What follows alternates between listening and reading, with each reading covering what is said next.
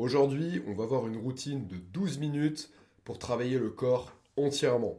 Donc si tu as un emploi du temps chargé et que tu souhaites vraiment avoir une séance efficace, je t'encourage vraiment à regarder cette vidéo. On commence tout de suite avec en introduction le vrai problème qui pose du coup des soucis sur ta progression. Si tu as des responsabilités, ton vrai problème, c'est pas la motivation, c'est évidemment le temps. Je t'encourage vraiment à ce que tes séances ne soient pas trop longues, tout simplement parce qu'en fait déjà d'une, ça sera contre-productif sur le long terme, parce que tu vas pouvoir jamais tenir ça. Et de deux, en général, les séances trop longues, elles sont moins efficaces parce qu'il y a des choix stratégiques à faire, notamment en termes d'exercice. Donc là, ce que je te propose, c'est vraiment une routine, comme je te l'ai dit au début, de 12 minutes où tu vas bosser vraiment tout le corps, brûler des calories et construire vraiment un corps le plus solide possible sans y passer 1h30, vu que c'est la logique de cette vidéo. Faisable aussi à la maison, en déplacement ou quand la salle en fait est complètement bondée et que du coup tu souhaites quand même être efficace en travaillant depuis chez toi. Les trois règles du coup de cette routine. Alors, la base, de toute façon, en transformation physique, c'est que rien ne doit être laissé au hasard. Donc, dans ta programmation, il faut que tout soit calculé d'avance. J'insiste vraiment là-dessus, parce que aller en fait à la salle sans plan, même que ce soit au niveau nutritionnel, c'est pareil. Si t'as pas de plan précis, personnalisé, ça marchera jamais en fait. Ou alors tu vas mettre beaucoup, beaucoup plus de temps pour avoir des résultats. Vraiment, je t'encourage à déjà respecter cette règle-là.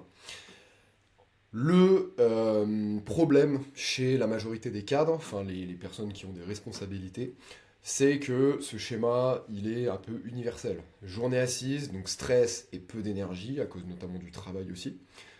Grosse séance, notamment le week-end, où là on se dit, allez, on va faire toutes les machines, tous les muscles, et en fait, ce que ça engendre, c'est juste que de la fatigue nerveuse notamment, et on va mettre 3 semaines à récupérer. Donc vraiment, c'est le pire scénario qu'on puisse avoir. Des courbatures, donc parce que on a fait trop d'un coup, avec trop d'intensité, sans être progressif. Donc voilà, ça engendre ça, un manque de motivation derrière. On se dit qu'on n'a plus envie de ressentir ces courbatures, ce qui est complètement normal. Et ensuite, on saute la semaine prochaine sans entraînement parce que en fait la séance qu'on vient de faire elle nous a complètement cramé et du coup ça engendre de la frustration. Donc si tu te reconnais là-dessus, regarde bien cette vidéo parce que vraiment elle va t'aider en fait, elle va t'aider. Le bon plan évidemment c'est exactement l'inverse, c'est de faire plutôt des séances courtes, être régulier parce qu'il n'y a rien de mieux que la régularité pour avoir des résultats surtout sur le long terme. Ce qu'on veut c'est pas se transformer en 3 mois ou quoi que ce soit, c'est tenir une bonne base physique et la maintenir sur le long terme le plus longtemps possible et surtout sans blessure, super important. Donc voilà, court, régulier, progressif. Je t'ai vraiment résumé ça en 3 mots très simples à retenir. Le protocole du coup, 12 minutes, on entre dans le vif du sujet. Alors, ce protocole-là, c'est un peu ce qu'on appelle aussi la méthode Tabata, c'est-à-dire qu'on va faire 40 secondes d'effort, 20 secondes de récupération. Ça va te permettre en fait d'avoir un temps, ce qu'on appelle un temps sous tension optimal, donc c'est-à-dire que ton muscle va vraiment bien être stimulé. Et en même temps, tu as peu de récupération, donc il y a une composante aussi cardio dans cet entraînement qui va faire en fait que tu vas aussi bien stimuler la masse musculaire, enfin l'endurance plutôt, pour être plus précis, mais aussi le côté cardio. Donc voilà, c'est vraiment pour les personnes qui n'ont vraiment pas beaucoup de temps et qui cherchent vraiment l'efficacité avant tout, c'est un très bon protocole. Donc, ce que je te propose, c'est, pour toujours être dans cette logique d'efficacité, de cibler les gros groupes musculaires qui composent le corps avec un seul exercice, du coup, par gros groupe. Donc, qu'est-ce que j'entends par gros groupe? Du coup, jambes, haut du corps plus la partie poussée, donc c'est-à-dire la partie antérieure du corps, donc notamment pectoraux, il y a aussi les triceps et du coup les abdos, hein.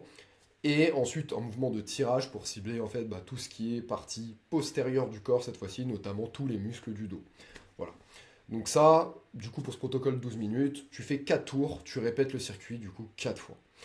12 intervalles avec un chrono précis et justement pas d'improvisation pour vraiment être très précis dans l'efficacité et ne pas perdre ton temps. Donc, premier exercice, excellent exercice qui va être très complet pour les jambes, enfin les membres inférieurs en fait. C'est le split squat. Split squat, c'est quoi? C'est des fentes bulgares. Enfin, des fentes classiques. Les fentes bulgares, ça peut être une alternative, mais voilà, c'est un niveau plus élevé. Et puis, c'est pas en termes de temps, c'est pas forcément optimal aussi. Donc, split squat, les fentes, très complet, ça cible les jambes, les fessiers. Voilà, il n'y a vraiment rien de mieux comme exercice. Donc, ce que tu peux faire, trois niveaux d'adaptation en fonction justement de ton niveau. Donc, facile, tu peux faire squat chaise, où en fait tu es en position statique, en position chaise. Tu touches la chaise et tu remontes. Voilà, ça peut être intéressant. Ensuite, intermédiaire, split squat sans charge. Donc voilà, du coup, des fentes classiques, hein, mais sans charge. Et ensuite, le plus dur, split squat, donc toujours fente, hein, avec cette fois-ci charge, donc ça soit halter ou sac que vous pouvez mettre aussi au niveau des épaules. Consigne clé quand même, parce que ça c'est super important au niveau de la technique, genou sur la ligne du pied. Donc en gros, quand vous descendez, hein, le genou pas trop vers l'avant, ni trop vers l'arrière. Donc en gros, le repère c'est genou, pointe de pied. Voilà, pour que vous ayez un bon repère. Vous pouvez très bien mettre le genou plus vers l'avant, parce que ça va cibler un peu plus les quadriceps, donc l'avant de la cuisse. Mais on est dans cette logique d'efficacité et d'être le plus complet possible. Donc je vous conseille d'opter pour ce repère-là. Ensuite, buste grand, pas écrasé. Donc en gros, ce que vous devez retenir, omoplate contractée. Donc en gros, je me redresse naturellement pour avoir le dos le plus droit possible. Voilà, tout simplement. Et pas créer de tension au niveau lombaire notamment. Et ensuite, amplitude contrôlée. Donc c'est-à-dire que vous descendez le plus bas possible. Vous remontez aussi. Alors, quand on remonte en musculation, super important, hein, ne jamais remonter avec la jambe tendue. Ou du coup, pareil quand vous travaillez les bras. Hein, jamais remonter avec le bras tendu. Ça, c'est pareil. Tout simplement parce qu'il n'y a plus de tension en fait. Quand on est en haut ici verrouillé, c'est l'articulation qui prend et le muscle en fait ne travaille plus.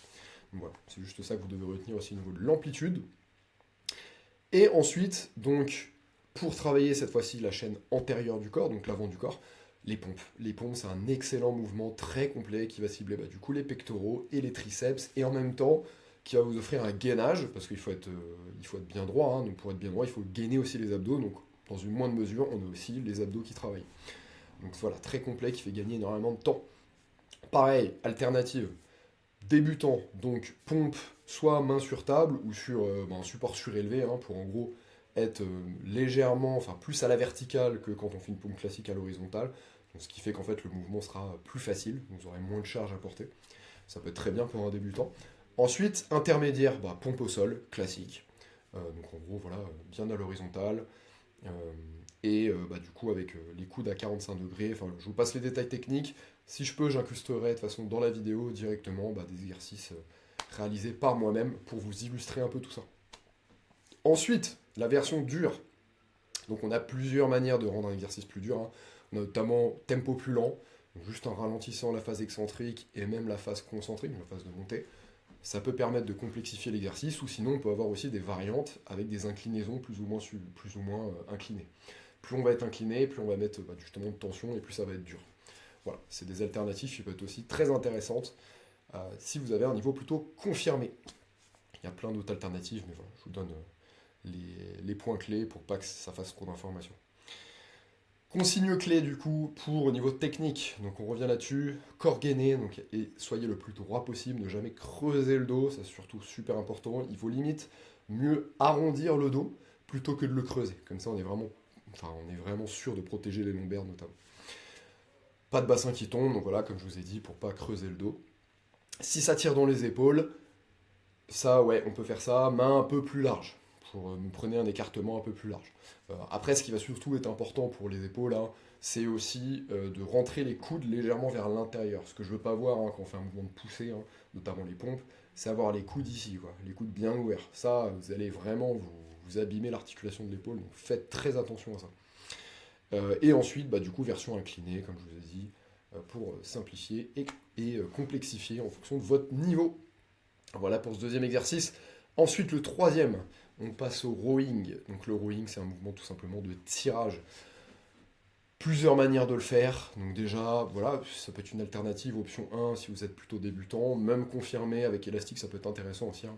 Surtout si en fonction de la résistance que vous mettez. Élastique accroché à une poignée solide, voilà, et ensuite on vient venir tirer pour travailler les dorsaux notamment et tous les muscles du dos. Ensuite, on peut faire avec charge. Donc évidemment avec charge, donc là on va être...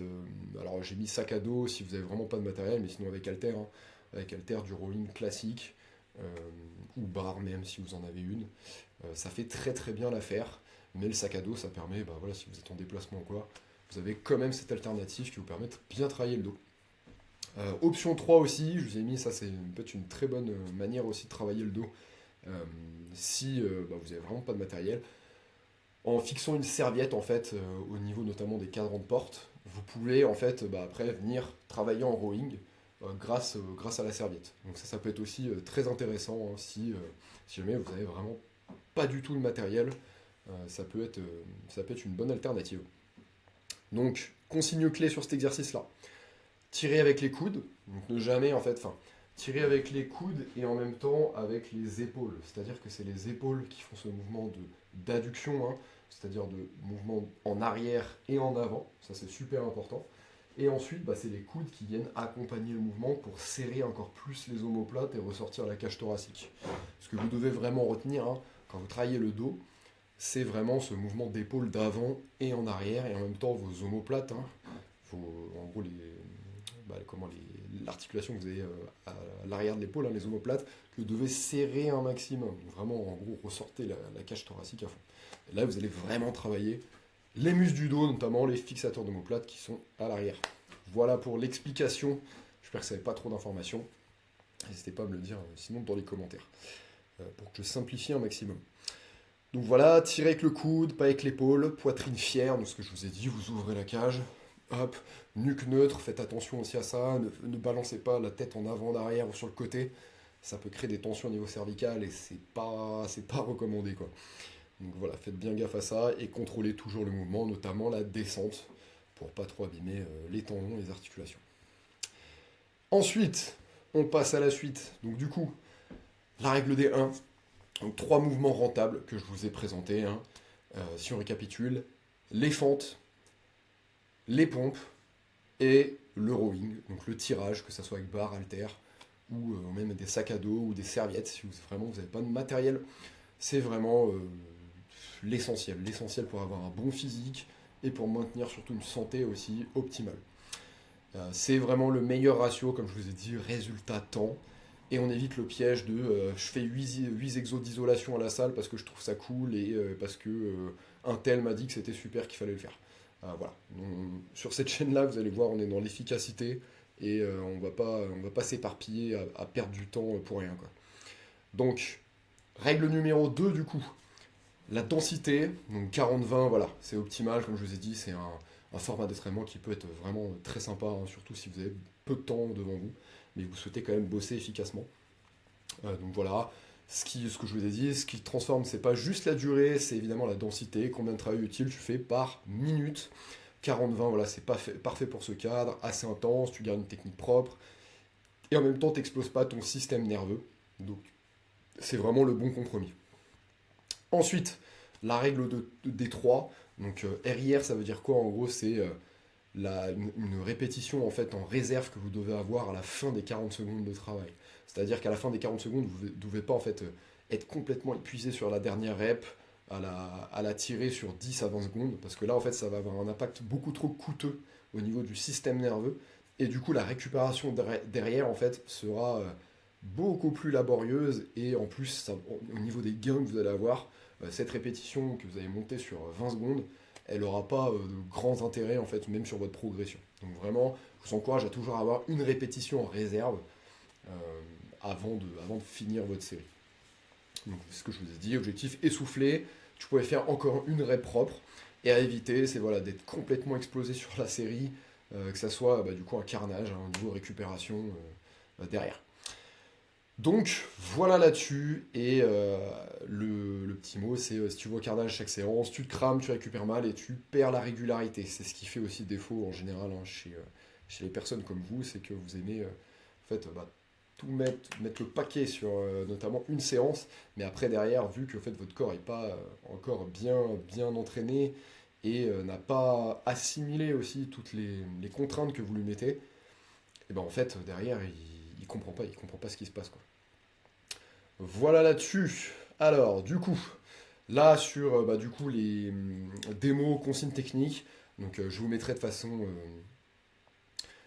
Normalement les vidéos en plus, mais en gros l'astuce, donc si tu as tendance à te plier déjà sur les squats, enfin sur les fentes, reviens à la version chaise, et pour du coup en fait avoir déjà une stabilité, et ensuite une fois que tu es stable, là tu reviens sur les speed squats.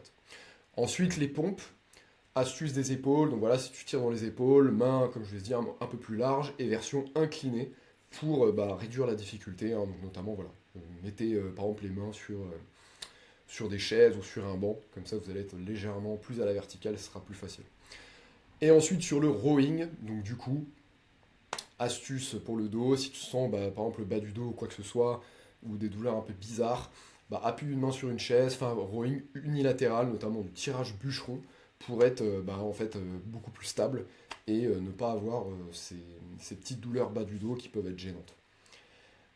Voilà là-dessus. Ensuite, comment progresser? Donc 3 leviers pour progresser. Alors, tu as 3 leviers, donc voilà, tu peux vraiment les faire dans cet ordre comme je vous ai mis. Donc déjà, plus de reps propres dans les 40 secondes. Donc en gros, tu augmentes le tempo d'exécution, la vitesse d'exécution. Ça peut être aussi ça peut être une bonne stratégie. Ensuite, évidemment, le deuxième facteur, c'est la charge. La charge, ça peut être aussi une très bonne méthode. Et enfin, l'autre alternative aussi, c'est de rajouter une difficulté technique, notamment pareil en faisant par exemple du tempo un peu plus lent, ou en mettant des pauses par exemple en haut du mouvement ou en bas. Ça peut être aussi une bonne manière de relancer la progression et d'augmenter la difficulté. Et voilà ce que je vous ai mis, tu progresses sans changer 50 trucs, un seul levier à la fois. N'allez pas tout changer semaine après semaine, parce qu'en fait déjà ça sera un enfer pour quantifier vos résultats. Et surtout ce ne sera pas pertinent, parce que le corps n'a même pas le temps de s'habituer en fait, tout simplement. Ensuite, on passe du coup à la fréquence, donc pour notamment les cadres et les personnes à forte responsabilité qui ont du stress. Fréquence idéale, donc déjà 3 fois semaine, c'est déjà très bien. Si vous suivez déjà ce protocole-là, ça va déjà faire un grand changement pour votre physique en fait. Et voilà, si, deuxième possibilité, si la semaine est chaotique, maintenez au moins 2 séances. Au moins 2 séances. 2 séances courtes, ce que je vous ai mis, c'est largement supérieur à une séance parfaite que tu ne feras pas. Donc voilà. Misez toujours sur la régularité, comme je vous ai dit, malgré le chaos de votre emploi du temps et de la vie de manière générale. Voilà. Une petite programmation ultra réaliste, hein. Lundi, mercredi, vendredi, 12 minutes, c'est terminé. Voilà. Ça peut être vraiment un très bon protocole. Et ensuite, du coup, les erreurs qui ruinent la routine. Donc, faire ça, donc du coup, comme je vous ai dit, faire ça à fond tous les jours, parce que tu te crames et la récupération, elle est juste impossible et en fait, ça sera complètement contre-productif. Donc vraiment, faites très attention à ça. C'est le pire piège. Ensuite, deuxième, changer les exos tout le temps, ce que je vous ai dit juste avant. Modifier des variables de temps en temps, mais n'allez pas tout changer d'un coup de semaine en semaine ou de mois en mois, parce que en fait, le corps a besoin de temps d'adaptation pour déjà vous mesuriez déjà les résultats grâce à ça. Et surtout, si vous avez encore des résultats, ça ne sert à rien de changer les variables. On change les variables quand on commence à stagner en fait. Donc ça voilà, retenez bien ça aussi. Ça sert à rien de changer pour changer.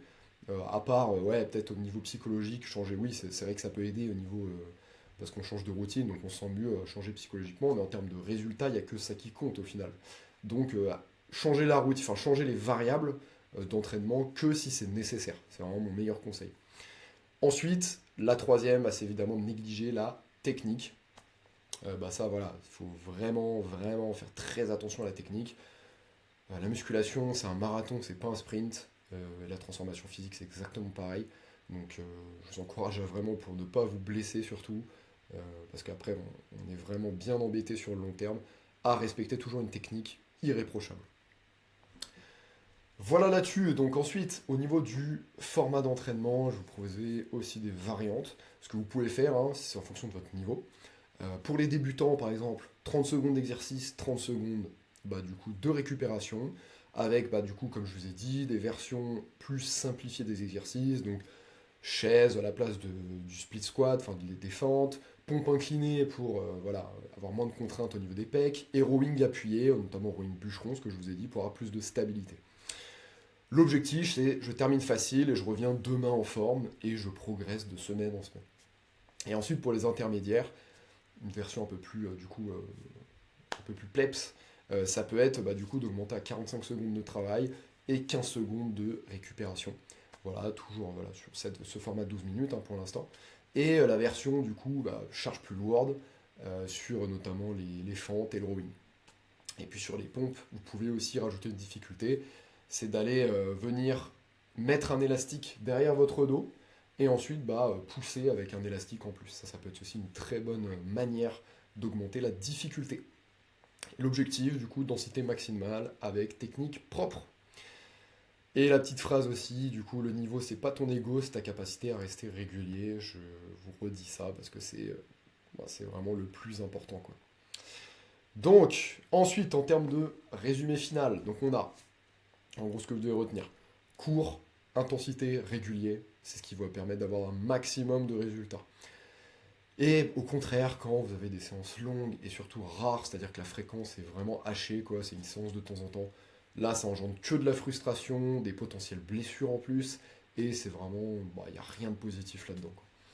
Donc si t'es si t'es cas, pose ta responsabilité, ton super pouvoir c'est pas de faire plus, c'est de faire mieux, souvent et sans te cramer. J'insiste vraiment là-dessus. Donc écoutez, j'espère que cette vidéo n'a pas été trop longue et surtout vous aura aidé. Si jamais vous souhaitez qu'on mette en place un plan d'action vraiment personnalisé pour vous ensemble et qu'on bosse ensemble, n'hésitez pas à commenter du coup 12 minutes dans les commentaires et ça sera avec plaisir de vous aider. Et si jamais vous voulez réserver aussi un appel directement avec moi, n'hésitez pas à aller dans mon lien disponible en bio pour réserver un appel gratuit d'environ 30 minutes, 45 minutes pour en fait que je diagnostique déjà vos besoins, vos objectifs, etc. Et je vous propose vraiment un plan d'action personnalisé qu'on pourra potentiellement mettre en place ensemble si vous le souhaitez. En tout cas, je vous souhaite à tous une excellente soirée et une bonne journée en fonction de l'heure où vous regardez la vidéo. Et je vous souhaite à tous une bonne transformation physique.